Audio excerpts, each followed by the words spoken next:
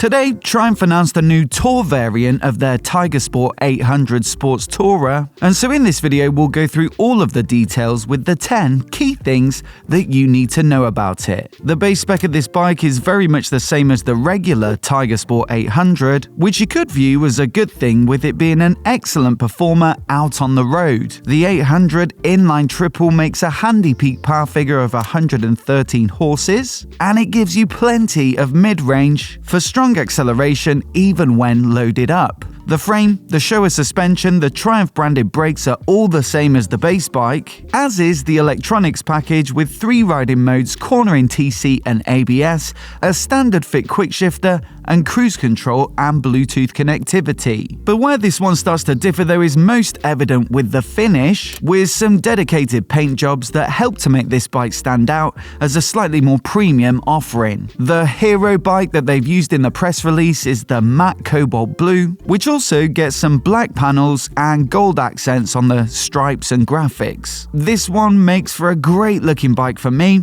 But there's also the Carnival Red, which has a nice punchy look to it, along with the same black and gold details. Now this is something the competition does well too. The Yamaha Tracer 9, for example, has increasingly nuanced finishes if you pay for more equipment, and so one could assume Triumph are attempting to match that offering. There's plenty of extra kit though bundled in to make this a better tourer, like the center stand, which is a big must for some riders, making roadside maintenance like chain cleaning and adjustment or puncture repairs a lot easier. This one would be £205 if you spec'd it up on the standard bike. Then there's also a touch more weather protection with the hand guards thrown in as standard too, which of course can help to keep your hands warm on those cold motorway stints. In fact, I often think there's not much point in having heated grips without the hand guards, as the wind blast can really cool them off, especially in winter, and so it's a nice pairing with the standard fit heated grips on this bike,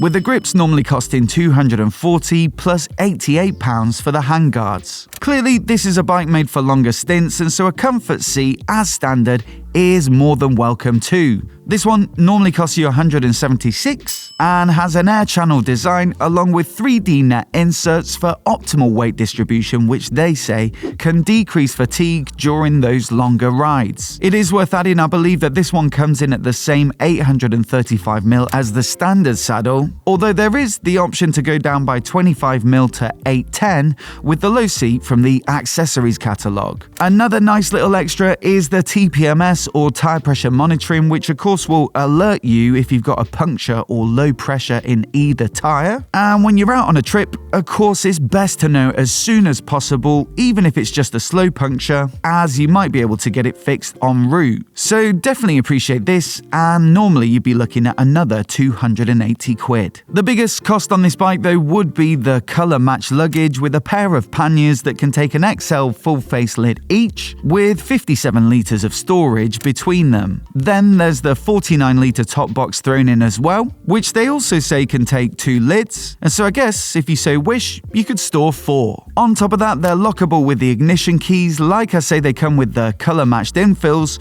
and also the backrest pad is included, which will be welcome news to any passengers. With the racks and the plate, plus the colour infills, these will be well over £1,000. So what does it cost? Well, I make it $13,547 in the configurator for the standard bike, spec'd up with all that stuff. So this Tour edition certainly looks like relatively good value at £12,895. For reference, the closest offering on the market would be the Tracer 9 GT from Yamaha, which comes with the side cases and some other goodies thrown in like the Matrix headlight, the semi-active suspension, the keyless ignition, and an electronic windscreen, and that one comes in at $13,954. The new Honda CB1000 GT could also be a consideration for some buyers, and this one looks like exceptional value for money at $11,999, including the semi-active suspension, almost 150 horses peak,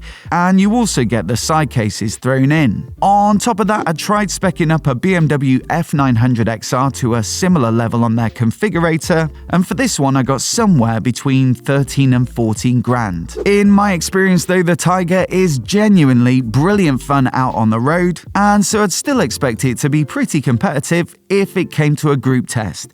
On availability, Triumph say bikes will be in dealers from February 2026, so you might want to keep your eyes peeled in the new year if you fancy checking one out. As always, I'd love to know what you think of this one though, so do let me know down in the comments below. And would this be the sports tourer to go for in 2026, or would you pick one of the others? I'll also leave my review of the base bike on the screen now, as it was spec'd up with a lot of the same accessories, so it should give you a pretty good idea of what the tour version will be like. Do hit subscribe for more of the latest motorcycle news and reviews right here on MOTOBOB. A massive thanks for watching this one, and we'll see you in the next video.